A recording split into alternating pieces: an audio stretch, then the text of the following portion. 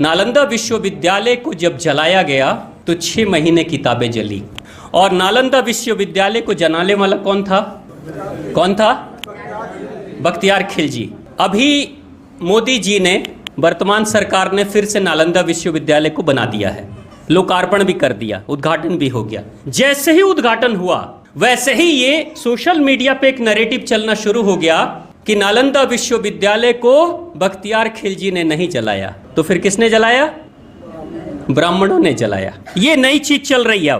अब आप देखिए, जो ह्वेनसांग था, चीनी यात्री और छात्र जो रहकर पढ़ाई किया था, उसने अपनी किताब में लिखी है कि नालंदा विश्वविद्यालय में 3 धर्मों की शिक्षा दी जाती थी। ग्रंथ थे जैन, बुद्ध और सनातन वेद।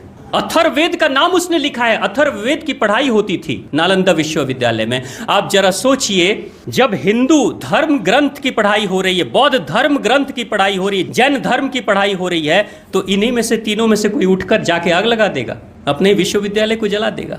और देखिए आश्चर्य की बात, जिस नालंदा को कहते हैं कि हिंदुओं ने बर्बाद कर दिया, ब्राह्मणों ने बर्बाद कर दिया, उसको बनाने वाला, उस नालंदा विश्वविद्यालय को जहां बौद्ध धर्म की पढ़ाई होती थी, जैन और सनातन धर्म की पढ़ाई होती थी, उसको बनाने वाला कोई बौद्धिस्ट नहीं था।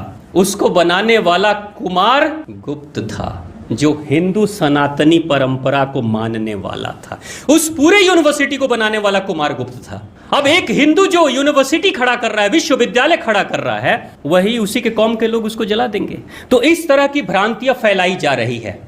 बख्तियार खिलजी ने जलाया, और इतना नफरत था उसको इन लोगों से, इन बुद्धों से, उस समय के पंडितों से, उस समय के विद्वानों से, कि कुछ बुद्ध वहां से जब नालंदा विश्वविद्यालय में आग लगने के बाद जान बचाने के लिए वो भागने लगे, तो कुछ लोग तिब्बत से आए थे पढ़ाई करने के लिए। बख्तियार खिलजी अपनी पूरी फौज लेकर तिब्बत तक पहुंच गया था कि इनको मार डालेंगे, नहीं तो दुनिया के किसी भी कोने में ये रहेंगे तो फिर से शिक्षा अपनी खड़ी कर लेंगे। वहां तक पहुंच गया था। इतिहास में उसके भी साक्ष्य हैं ये घटना। लेकिन अभी नए नैरेटिव बन रहे हैं कि नालंदा विश्वविद्यालय को तो हिंदुओं ने ही जलाया था। क्यों? क्योंकि अभी बात चल रही है, जो मैंने कहा था ना, ओबीसी के पिता ने कहा था कि हिंदुओं को डिवाइड कर दो 2 हिस्से में, तो हिंदुओं में से निकलकर अब बौद्ध बन रहे हैं। तो अब जैसे ही ये बात उठेगी कि नालंदा विश्वविद्यालय को फिर से पुनर्स्थापित करने के लिए कोई हिंदू प्रधानमंत्री ने बनाया है, तो कहीं इनका हृदय परिवर्तन न होने लगे कि भाई घुमा फिरा के तो वही सनातनी ही तो खड़ा करते हैं ना। लेकिन अभी नए नैरेटिव बन रहे हैं कि नालंदा विश्वविद्यालय को तो हिंदुओं ने ही जलाया था।